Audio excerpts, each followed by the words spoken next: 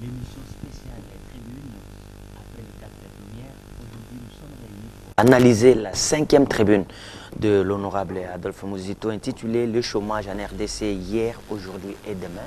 On va essayer de revenir en profondeur sur cette question du chômage en voyant les chiffres publiés par le gouvernement et l'analyse faite par l'ancien Premier ministre.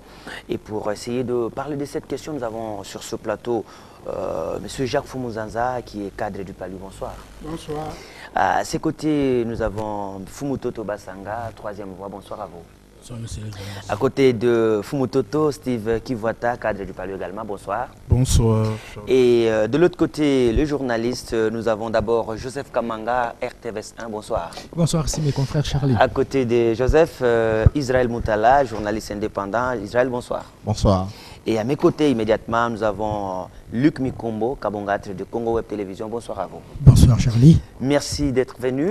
Comme je viens de le dire, nous allons analyser la 5e tribune dont je viens de citer, dont de donner l'intitulé Le chômage en RDC hier, aujourd'hui et demain. Monsieur Fumuzanza, l'ancien Premier ministre Adolphe Muzito, apporte un nouveau débat, c'est-à-dire cette fois-ci sur le chômage en RDC au regard des chiffres publiés par le gouvernement. Votre première lecture? Oui, un nouveau débat, effectivement. Tant que nous sommes là, le débat, ça fait partie de la démocratie.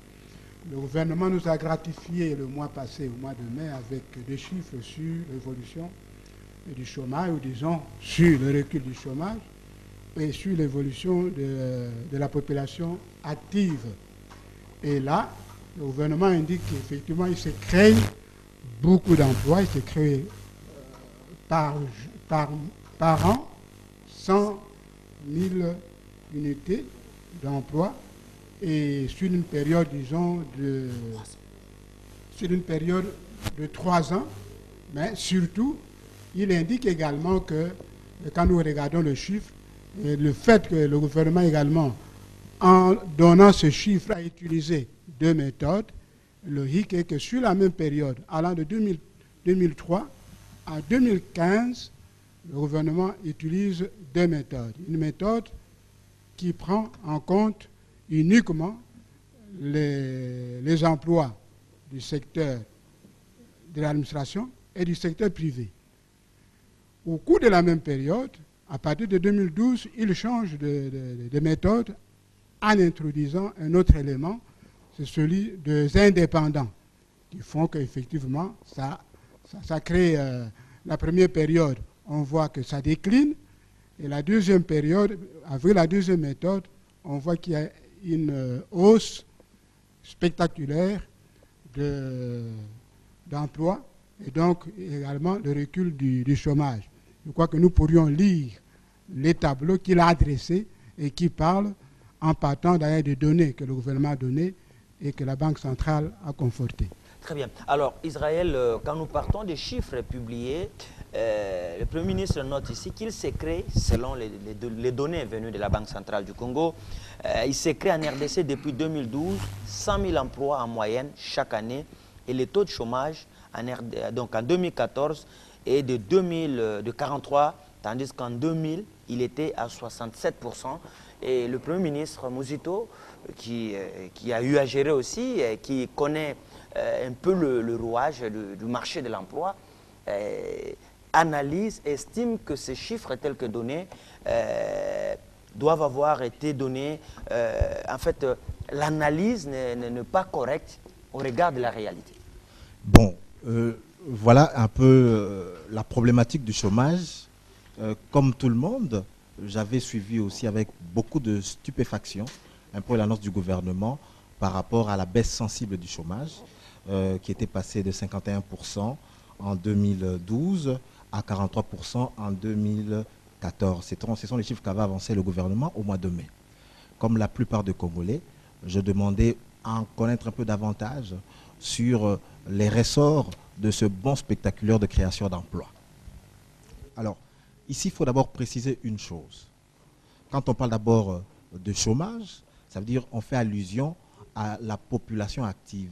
Ça veut dire celle qui est en âge de travail. Oui. Donc on peut considérer que la tranche d'âge entre 15 ans et 70 ans,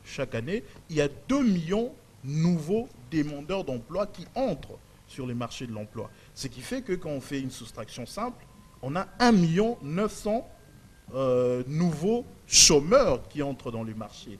Ce qui voudrait tout simplement dire que si on était à 51% en 2001 ou en 2012, en 2014, on ne peut pas entrer dans la réduction. D'où nous avions finalement compris que cette réduction est due à une nouvelle méthode d'évaluation des emplois créés au sein de la République démocratique du Congo. Avant 2012, on considérait les secteurs publics, plus précisément l'administration publique et les entreprises publiques, c'est-à-dire la création des emplois par l'État, et les secteurs privés formels avec des sociétés reconnues par l'État. Mais après 2012, on a ajouté une nouvelle rubrique qu'on appelle les indépendants. Les indépendants, on pourrait dire les ligablos, les boutiques. C'est vrai, il y a des indépendants un peu plus organisés. Il y a des sociétés non reconnues qui créent quand même de la richesse. Ça peut être acceptable. Mais il y a des indépendants, le petit potager à l'intérieur du pays. Nous savons que nous avons 80% de notre population qui vit à l'intérieur du pays en faisant les champs. Peut-être que c'est eux aussi qui ont été comptabilisés. D'où, en définitive, comme vous l'aviez dit, on a considéré que c'est un peu comme une fuite en avant. Parce que quand on veut établir en place une politique pour arriver à amener le pays vers l'émergence, nous devons commencer à faire un très bon constat.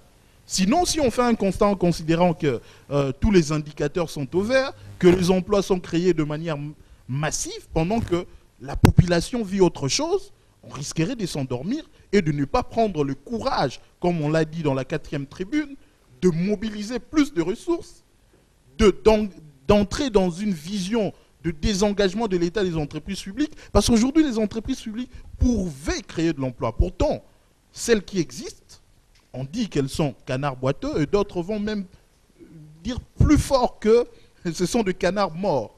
Et pourtant, ces entreprises, eh bien, on dit que les effectifs sont pléthoriques.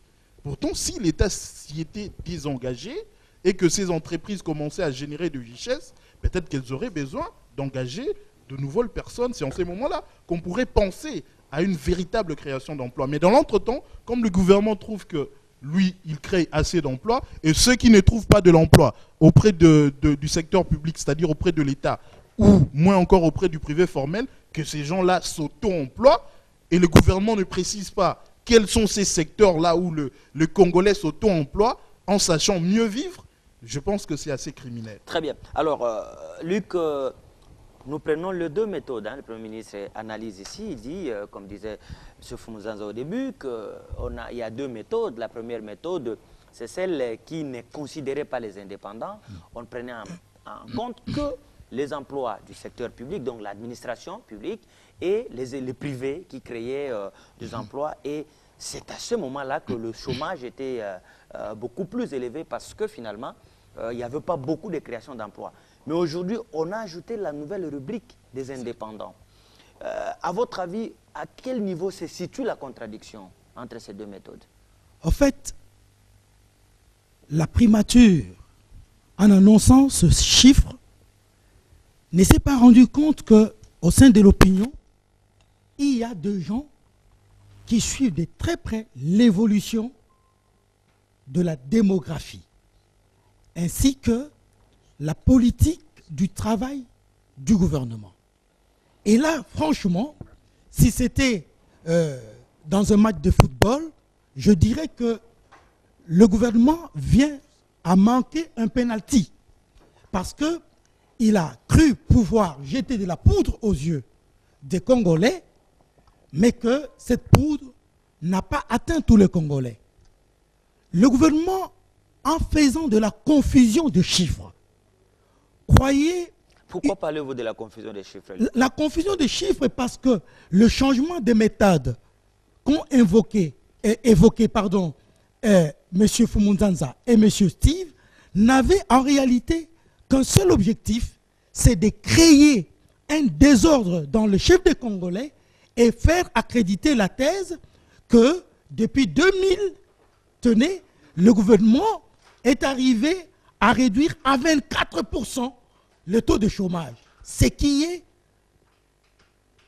de manière concrète, de manière mathématique, impossible.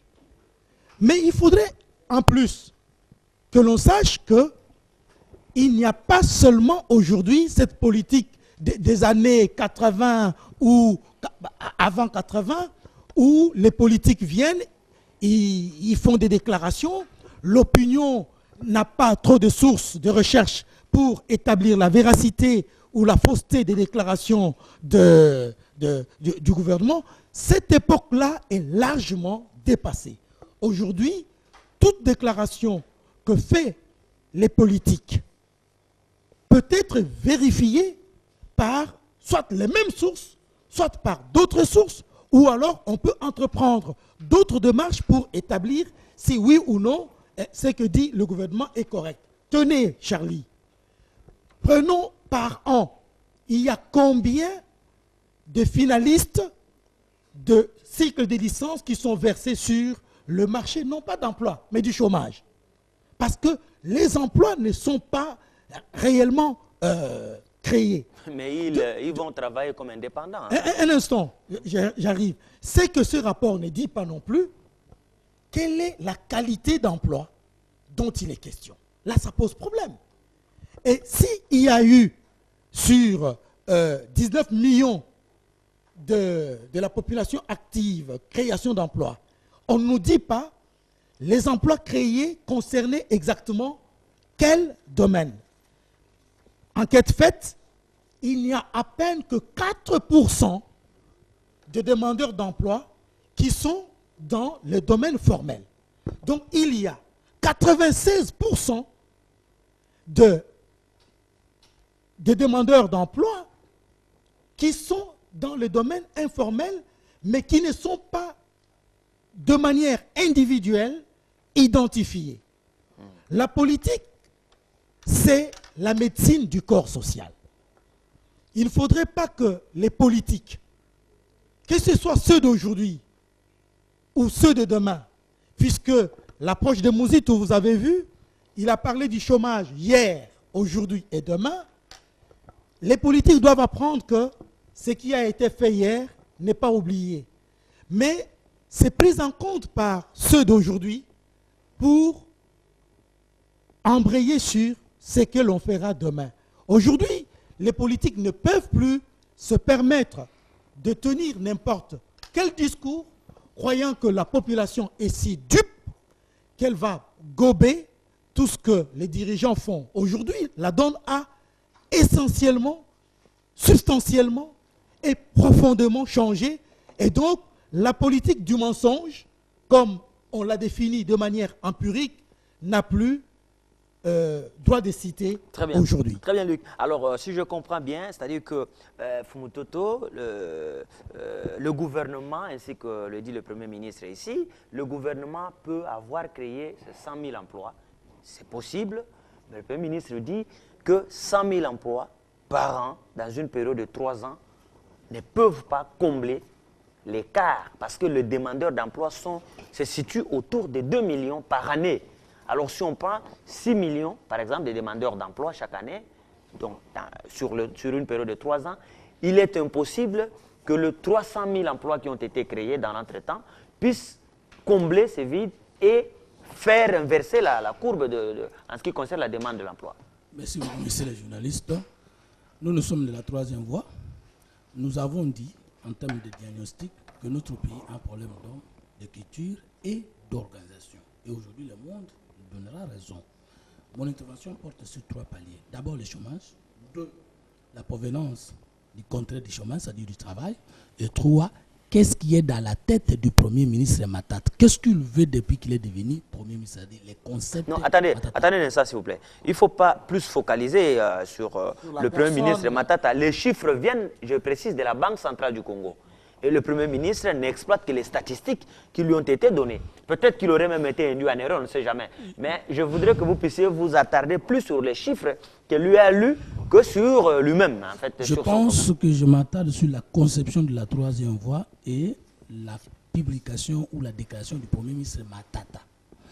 Premièrement, définissons d'abord le chômage. C'est quoi? Je le définis par le contraire, qui est le travail. Oui. Et selon la troisième voie, qu'est-ce qui chôme?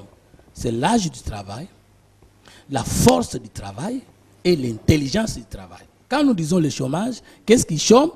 Israël a dit, il faut voir la tranche d'âge qui est concernée par l'embauche ou le chômage. Nous prenons l'augmentation de la population à 3%. Nous prenons l'augmentation de la population, ça va, on peut trouver des gens qui n'ont pas étudié, mais qui ont l'âge de travailler. Oui. Nous prenons maintenant le nombre de diplômés que nous versons chaque jour, issus du cycle graduat, licence et même des professeurs. Là, Mouzit a raison de dire le chômage hier, aujourd'hui et demain. Ça veut dire que le chômage lui-même n'est pas statique. Il est dynamique. On ne peut pas l'évaluer seulement par rapport au nombre d'emplois qu'on a créés. On doit aussi l'évaluer par rapport au nombre d'emplois qu'on perd chaque année et le total de la demande d'emploi chaque année. Et c'est de cet équilibre qu'on peut dire qu'on a réduit ou augmenté les taux de chômage. Sur base de quels critères le Premier ministre Matata a avancé les chiffres? La première chose. Deuxième chose, provenance de travail. Nous avons, selon Adolphe Mouzit et selon la vérité, 3 secteurs. Nous prenons d'abord le premier secteur, le secteur agricole. Nous sommes encore dans une agriculture informelle et de cueillette. Même si pas des indépendants là, ils qualifient ceux qui font leurs champs pour survivre des travailleurs parce qu'ils ont des comptes en banque. Mais les comptes de quel volume d'argent? De 20 $, de 10 $, de 100 $. Mais Boukangalonzo a embauché les gens. Mais encore, c'est extrêmement grave. Ça, c'est l'agriculture. Ne soyons pas distraits.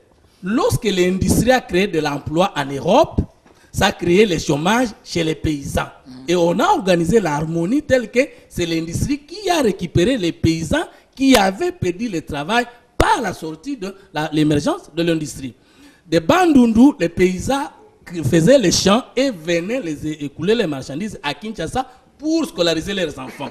Supposons que nous avions 2000 paysans qui venaient de Bandundu écouler les marchandises et que la machine les a éliminés en donnant du travail à 300 travailleurs de Boukangalonzo. Boukangalonzo a-t-il créé des emplois ou Boukangalonzo a commencé par tuer les emplois? Non, Boukangalonzo va racheter la production. Comment et d'ailleurs, en tant que serviteur du peuple, le peuple me demande de poser la question au gouvernement, où sont les massangous de Boukangalonzo et c'est où? Non, ça c'est notre débat. Évoluons rapidement, monsieur le journaliste. Deuxième secteur, le secteur industriel. Notre industrie congolaise est dans une phase embryonnaire. Que le Premier ministre Matata ne nous dise pas seulement le nombre de chômeurs, pardon, le nombre d'emplois, le pourcentage de diminution, qui nous disent dans quel secteur. On a créé combien de sociétés, dans quelle province, pour que nous puissions dire effectivement avec ces sociétés, on a embauché les gens.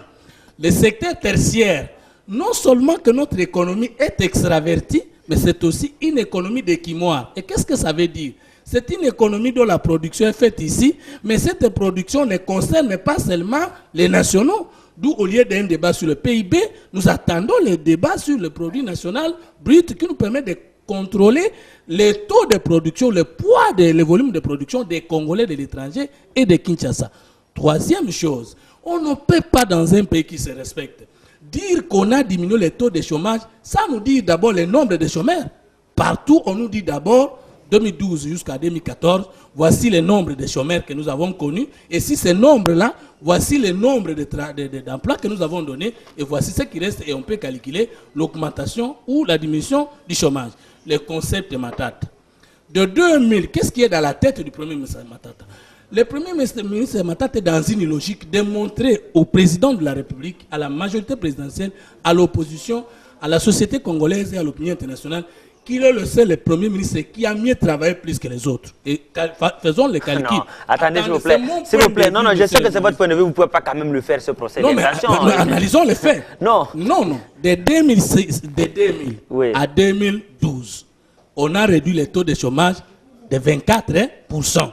Alors, si vous prenez l'an 2000 jusqu'à 2012, toute cette période, les taux de diminution de chômage, c'est de 16%. Mais si vous prenez de 2012 à 2014, c'est de 8%. Ça signifie que le Premier ministre Matata a travaillé x3. Je ne sais pas si on comprend les chiffres. De 2000 à 2012, 16%. Ça dit Jean-Pierre Bemba, Antoine Gizenga, Adolphe Mouzit, tous ces gens-là n'ont diminué, avec Kabila lui-même aussi, avant 2003, ils n'ont diminué que 16%. Et lui-même, de 2012 à 2014, il a diminué 8%. Ça veut dire que le travail des 3 autres premiers ministres, ou Jean-Pierre Bemba avec les 2 autres premiers ministres et le chef de l'État lui-même, 4, est x3. Le travail de Matata est x3. Mais est-ce que... Voilà attendez, pourquoi il s'est donné 86%. Non, attendez, attendez un instant, vous allez continuer et finir par là.